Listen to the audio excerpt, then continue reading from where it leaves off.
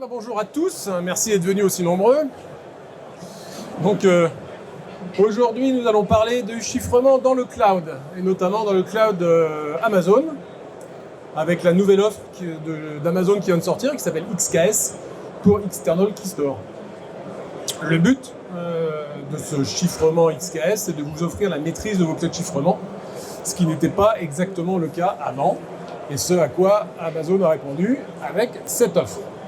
Tout d'abord, un rappel rapide sur les différents modèles de sécurité dans le cloud. Alors, déjà la séparation des rôles. Amazon est responsable de tout ce qui est sécurité du cloud, donc des infrastructures, le stockage, la redondance et la résilience avec les zones de disponibilité. Le client, donc vous, est responsable par contre de ces données. C'est-à-dire que vous devez assurer que vos données sont bien protégées. Amazon ne configurera pas les pare-feux pour vous, ne configurera pas d'authentification pour vous, c'est à vous de le faire. Si vous laissez tout ouvert, les données sont accessibles. À partir de là, la position d'Amazon est de dire vous devez chiffrer vos données. Ça a été dit encore hier lors de la réunion, lors du key event de Amazon, où le CTO d'Amazon a bien dit clairement vos données doivent être chiffrées dans le cloud. À vous vous en êtes responsable, chiffrez-les. Alors, le chiffrement dans le cloud repose sur différents modèles. Il existe 4 modèles de chiffrement. Donc 3 qui s'adaptent particulièrement à tout ce qui est SaaS, et le dernier, on verra un peu plus tard, qui s'occupe lui de la partie IaaS infrastructure. Tout d'abord, vous pouvez être en chiffrement dit natif. Le chiffrement natif, vous laissez les clés à Amazon, pour être clair, c'est-à-dire que Amazon va gérer les clés, les créer, les distribuer à ses services en fonction des demandes. Vos données sont chiffrées, Amazon vous garantit qu'elles sont chiffrées et qu'il n'y accède pas. Le doute repose sur le fait que, justement, la clé étant chez Amazon, que peuvent-ils en faire et que se passe-t-il en cas de réquisition de type Cloud Act ? Niveau suivant, on va parler du BYOKey, le Bring Your Own Keys, où là vous avez généré une clé vous-même, vous allez la créer à partir de vos équipements et l'injecter dans le cloud. Cette clé va être stockée par Amazon et utilisée par les services Amazon. Alors, la différence avec la partie native, elle est assez simple, c'est que lorsque vous êtes en natif, vous ne pouvez pas porter des données chiffrées d'un environnement Amazon vers un autre, puisque les clés sont attachées à un environnement. Lorsque vous êtes avec du BYOKey, comme c'est vous qui avez généré la clé, vous pouvez donc porter des données chiffrées d'un environnement à l'autre. C'est la grande différence.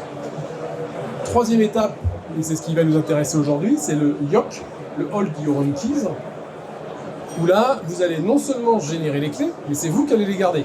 Elles sont chez vous, dans votre environnement. Que votre environnement soit on-prem dans vos locaux ou qu'il soit dans un autre opérateur cloud, vos clés de chiffrement ne quittent pas votre environnement, vous avez la main dessus. Et lorsque Amazon aura besoin de déchiffrer les données, il interrogera vos équipements pour récupérer le déchiffrement. Si vos équipements ne sont pas disponibles ou si vous refusez l'accès, ils ne pourront pas accéder à vos données. En cas de réquisition Cloud Act, les données peuvent être données directement au gouvernement. De toute façon, elles sont chiffrées et donc inexploitables. Dernier niveau qu'on appelle le BYOE, le Bring Your Own Encryption, un peu particulier, dédié plus aux infrastructures as a service. Parce que là, on va parler de chiffrer les systèmes d'exploitation et les données qui y résident. Donc là, clairement, on est dans une solution un peu à part. On va l'effleurer tout à l'heure en parlant de la plateforme CipherTrust. Mais pour l'instant, ce ne sera pas le sujet. Alors, quand on regarde un peu sur l'échelle du contrôle et de la complexité, où est-ce qu'on se trouve au niveau des différents chiffrements. Le plus basique, entre guillemets, c'est ce qu'on appelle le chiffrement natif, où là, vous laissez les clés à Amazon, vous laissez les clés à votre provider cloud. C'est-à-dire qu'il va gérer les clés, c'est lui qui va les créer, qui va en assurer la conservation, la distribution, éventuellement la rotation. En général, c'est plutôt à vous de le faire. C'est le niveau de base. Donc si on regarde à droite, sur l'échelle qui est à droite, ici, vous voyez que sur la séparation des rôles, qui est un des critères fondamentaux en sécurité, vous êtes au minimum. Parce que comme vous avez une personne qui va créer les clés, et après Amazon va les gérer. Vous ne pouvez pas séparer les rôles, il n'y a pas de séparation. Lorsqu'on travaille en BYOK, c'est-à-dire que vous injectez vous-même les clés, on monte un peu en critères de qualité, de contrôle, parce que c'est vous qui avez généré la clé. Derrière, elle va rester chez Amazon ou chez Google, etc. Elle va être stockée là-bas. Par contre, on augmente un peu le niveau de séparation des rôles, puisque là, on peut avoir des opérateurs différents, l'un qui génère et l'autre qui opère. Troisième étape, donc là, on bascule au niveau supérieur, on va travailler en yoke. Le yoke, c'est-à-dire que vous avez les clés, elles sont chez vous, et les services Amazon viennent la chercher. Donc, à vous la séparation des rôles, parce que vous pouvez contrôler les clés avec un rôle, les générer avec un autre, etc. Et à vous également la partie contrôle, puisque vous faites ce que vous voulez avec les clés. L'étape suivante, dont j'en ai un peu parlé, c'est la partie BYOE, où là vous allez chiffrer des systèmes d'exploitation. Donc là on est plutôt en mode infrastructure, sur les OS. C'est vraiment très particulier, on en parlera, c'est pas le sujet de cette conférence, c'est une fonctionnalité parfaite qui marche très bien, autant on-prem que dans le cloud, vous avez un contrôle absolu sur le chiffrement. Et le dernier qui est encore dans le futur, ce qu'on appelle le confidential compute, qui part sur le principe que c'est le processeur qui embarque une clé, et donc les données sont toujours chiffrées, y compris en RAM. Elles ne sont déchiffrées que par le processeur au moment du traitement. Donc là, on est encore un peu dans le futur, ça arrive, mais il faudra encore un peu de temps pour l'avoir. Donc là, nous, ce qui nous intéresse, c'est la partie yoke et comment ça fonctionne. Alors, on va parler un peu de CipherTrust, de Thales. La plateforme CipherTrust, c'est un gestionnaire de sécurité. C'est-à-dire que le but de cette plateforme n'est pas de vous imposer un chiffrement par leur solution, mais c'est de fédérer tous les chiffrements que vous pouvez avoir, et actuellement il y en a beaucoup. On parle par exemple au niveau de tout ce qui est on-prem, vous aurez du chiffrement sur Linux avec du Lux, vous pouvez avoir du Windows, vous pouvez avoir des conteneurs cubes qui sont chiffrés, etc., etc. La partie cloud, où là on se retrouvera avec du BYOK ou du YOK, de ce dont on a parlé. Si vous avez des bases de données chiffrantes type Oracle ou Microsoft avec les modules Table Data Encryption, donc ces outils, ces bases, gardent les clés avec elles. Avec la plateforme CipherTrust, vous allez pouvoir récupérer ces clés et les stocker à l'abri dans l'appliance sécurisée qui est ici. De même, pour tout ce qui est plateforme de virtualisation, type Nutanix ou VMware, qui savent chiffrer, les VM qui savent chiffrer les data stores, vous allez pouvoir, grâce à un protocole qui s'appelle le KMIP, le Key Management Interoperability Protocol, récupérer ces clés et les stocker à l'abri. On utilisera le même protocole pour les bases de données type MongoDB qui, elles, savent chiffrer, Cassandra également. Sur les données, elles savent chiffrer, mais elles ne savent pas exporter leurs clés. Donc qu'est-ce qu'on fait? On utilise le KMIP pour les récupérer. Voilà. Et puis, dernier point, pour tout ce qui est serveur d'application, vous avez possibilité d'utiliser des API basées sur PKCS 11, qui est le protocole de gestion des clés pour la sécurité, afin de garantir la sécurité dès la création de la donnée dans votre serveur d'application. Nous, ce qui nous intéressait, c'est cette partie, qui est la partie gestion des clouds. Puisque la plateforme de Thales, CipherTrust, il est nativement multi-cloud.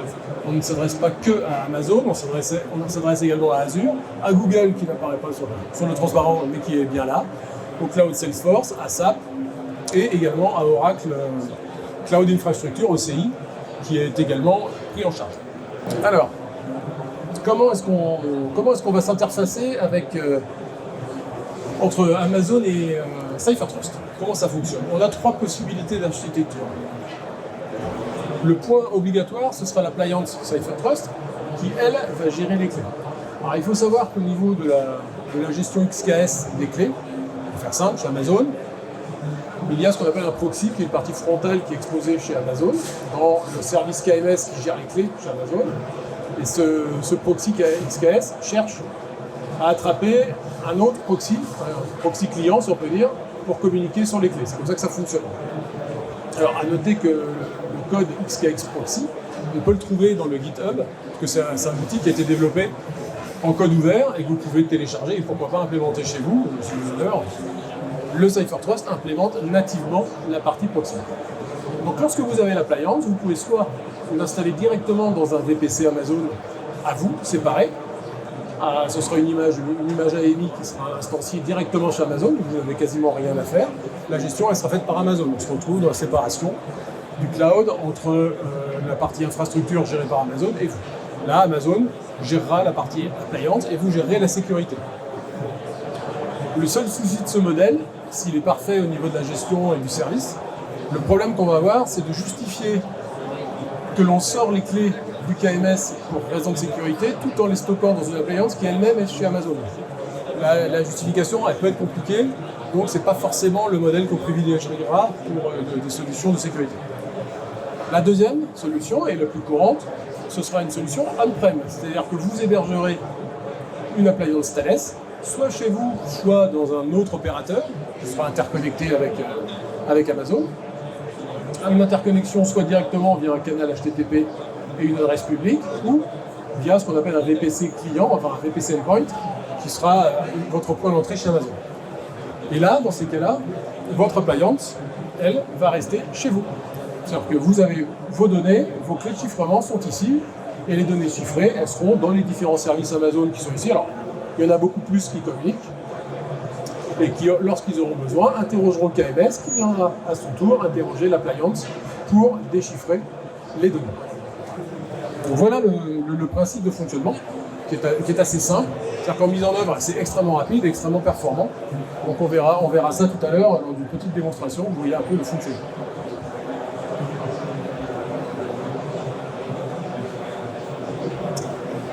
Alors, et Akerva là-dedans, où est-ce qu'on se situe? Akerva est le plus ancien partenaire de Thales sur les solutions CipherTrust, on est le principal également. C'est nous qui avons les plus grandes compétences dans le domaine, pour être simple. On est intégrateur au niveau Gold, c'est-à-dire qu'on a tous les droits, toutes les possibilités au niveau de l'intégration. Nous sommes capables de faire évidemment le déploiement, le paramétrage, tout ce qui est projet, mais également les solutions de MCO, MCS, donc maintien en conditions opérationnelles et conditions de sécurité. Le support passe par nous, donc en support français directement, et on va jusqu'à l'infogérance complète de la solution en cas de besoin. À ces offres, en fait, la demande qui se manifeste avec les solutions cloud, c'est d'avoir un hébergement. Donc un opérateur, un client qui est full cloud, n'a pas envie de justement réinvestir dans la gestion d'une appliance, même virtuelle, dans son environnement. Donc nous offrons, par des partenaires tiers, des hébergements de solutions de sécurité, y compris en environnement labellisé Secnum Cloud, avec toutes les garanties de ce genre de plateforme. Alors là, on va parler un peu de démonstration en pratique, vous allez voir un peu ce qui se passe. Alors, l'environnement de démonstration, il est contraire à ce que j'ai dit, puisque là, on sera full Amazon, simplement pour des raisons pratiques. Lors d'une démonstration, c'est quand même beaucoup plus simple. Donc, tout ce que vous allez voir, il se passe sur Amazon, c'est-à-dire qu'on a un VPC avec une appliance virtuelle déployée et une connexion de gestion du cloud, qu'on appelle CCKM sur la terminologie Thales, qui va nous permettre de gérer les clés. Alors, qu'est-ce qu'on va faire ? On va simplement créer une nouvelle clé dans le CCKM. Donc elle va être injectée dans le KMS directement chez Amazon. Vous allez la voir arriver chez Amazon. De là, je vais créer une instance EC2 et demander un chiffrement du stockage. Ce qui est une opération assez classique. À partir de là, je vais démarrer l'appliance et vous allez voir l'interaction qu'on peut avoir entre une appliance qui est chiffrée et un CipherTrust qui est en action, qui va bloquer ou pas la clé, puisque ce sera le but de la démonstration. À l'écran, vous avez un écran d'accueil de CipherTrust. On ne va pas faire une formation. Le module qui nous intéresse sur la partie gestion du cloud est ici, Cloud Key Manager. C'est avec lui qu'on va travailler. À côté, donc vous le voyez, il est dans le cloud. À côté, on a des accès sur Amazon, sur la plateforme Amazon de démonstration. Donc le KMS qui est ici. Voilà. Ça, c'est le KMS Amazon. Alors, il y a déjà des clés de créer, on va en rajouter directement. Vous avez des plateformes dites C2 qui sont là, dont le CipherTrust que vous voyez ici, en premier, qui fonctionne, c'est lui, tout simplement. Et du DynamoDB qui est un service qui utilise également le chiffrement, ainsi que, évidemment, du stockage massif S3. Puisque dans les entreprises, là où vous résidez les données, ce sont dans les stockages S3, évidemment, ou les bases de données. Mais notre démonstration va travailler sur du stockage S3. Alors, nous voilà dans CipherTrust. Alors, nativement, CipherTrust peut gérer différents clouds. Vous les voyez ici qui s'affichent. Donc, vous avez évidemment tout ce qui est Amazon, Azure, DSM, c'est un peu différent, le cloud Google, Salesforce, SAP et Oracle. Ça, ce sont des clouds que vous pouvez gérer. Donc, une plateforme vous permet de gérer vos secrets dans différents clouds. Vous n'avez pas besoin de multiplier les solutions. C'est tout sur l'Internet. Lorsqu'on veut interagir avec du XKS, directement dans la partie qui nous intéresse. Attends, super évident à faire. Voilà. Alors, j'ai un compte que j'ai créé qui me permet d'interagir avec la partie XKS. On va descendre dans le bon.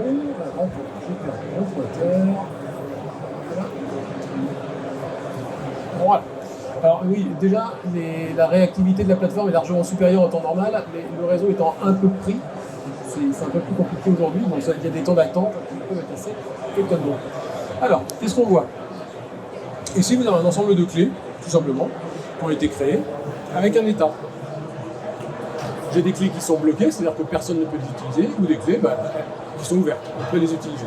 Et ces clés, on va les retrouver chez Amazon. Si je vais dans le KMS d'Amazon, ici, vous retrouvez exactement les mêmes clés. D'accord? Donc là, en fait, ce qui se passe, c'est que lorsque Amazon vient chercher ses clés pour les différents services qui en ont besoin, cette clé-là, il va interroger le CipherTrust qui est ici, pour savoir s'il peut l'utiliser. Alors en pratique, comment ça marche? En pratique, les clés d'Amazon, de KMS, sont chiffrées par le CipherTrust, et la clé de déchiffrement de ces clés-là, elle est stockée dans le CipherTrust. À partir de là, tant que les clés d'Amazon n'ont pas été déchiffrées, elles sont absolument inexploitables. Donc même en cas de réquisition, si Amazon doit fournir les clés et les données au gouvernement américain, ils fourniront des clés chiffrées et ils n'ont pas les clés puisque les clés sont chez vous. Donc là, de ce côté-là, vous êtes tranquille, il n'y aura pas de risque de vol de données. Donc comment ça va se passer? Alors dans le S3, j'ai créé un petit conteneur S3 et j'ai un petit fichier ici qui a été chiffré il est dans le conteneur. Le conteneur utilise une clé du CipherTrust et il est chiffré. Donc actuellement, la clé est ouverte. Alors là, c'est là que ça prend un petit peu de temps. Désolé. Voilà. J'appelle le fichier, je l'ouvre, il s'affiche. Jusque-là, rien de magique. On est en fonctionnement normal de S3, j'ai accédé à un fichier et j'ai. Le fichier, il est chiffré par Amazon. Lorsque je l'ai demandé, j'ai les droits d'accès au fichier via Amazon. Il ne se pose pas de questions, il me donne l'accès. Maintenant, qu'est-ce qui se passe si, du point de vue du CipherTrust, ici, je décide que la clé, alors il ne faut pas que je me trompe de clé, parce que ça ne marchera pas. Si je prends la bonne clé, alors attends, là c'est un petit peu compliqué, je casse ce doigt, je prends. Là, je vais lui dire simplement tu bloques la clé. C'est tout. Bon, il me demande de confirmer évidemment, puisqu'à partir de là, les clés ne sont plus disponibles, tous les accès vont être refusés. Alors si je reviens dans mon S3, espérant après l'accès. Voilà. Qu'est-ce qui se passe?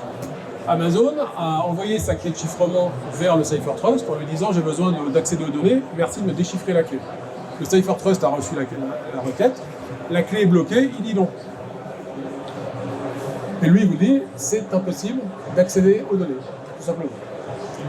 Donc là, on sait que la clé est bloquée. Et ça, ce qui est valable également sur une EC2, si je prends une plateforme EC2, si je veux instancier une nouvelle machine EC2, par exemple, voilà. Donc dans la configuration du stockage, si vous allez dans les modes avancés, comment ça se passe? Voilà. Vous voyez, actuellement, il n'est pas chiffré. Quand je demande à ce qu'il soit chiffré, je vais choisir une clé, et dans ces clés, dans les clés qui sont affichées, je vais retrouver toutes les clés que moi j'ai créées. Elles sont là. Donc si je prends, je peux parfaitement prendre Mythic Key, celle que j'ai créée, celle-ci, et là je peux lancer une instance qui va être chiffrée avec cette clé-là. Ce qui va se passer, c'est qu'une fois que cette instance aura été créée, elle va démarrer nativement, elle va déchiffrer. Si je bloque la clé, l'instance ne pourra pas démarrer. Une fois fonctionnelle, une fois qu'elle tourne, la clé ayant été récupérée par Amazon, il n'y aura pas d'impact. Il ne va rien se passer, ça ne va pas arrêter la machine. Par contre, dès qu'elle va redémarrer, elle ne pourra pas se déchiffrer. Donc le principe, en fait, il est extrêmement simple. Le principe du pilotage, du chiffrement dans XKS, il est là. C'est-à-dire que vous gérez vous-même les clés, vous les envoyez au KMS, et à partir de là, vous les pilotez, vous les bloquez, vous les débloquez à volonté, c'est instantané. La sécurité est assurée. Vous savez que les clés de chiffrement sont chez vous. Vous avez une contrepartie, c'est la disponibilité. C'est-à-dire que si le CipherTrust n'est pas disponible en cas de coupure, les clés ne sont plus disponibles. Donc on doit avoir un bon niveau de disponibilité de façon à assurer que les clés soient disponibles pour Amazon. Voilà. Donc si vous voulez plus de détails ou si vous avez des questions, n'hésitez pas, puisque on est là pour y répondre. Voilà, merci beaucoup.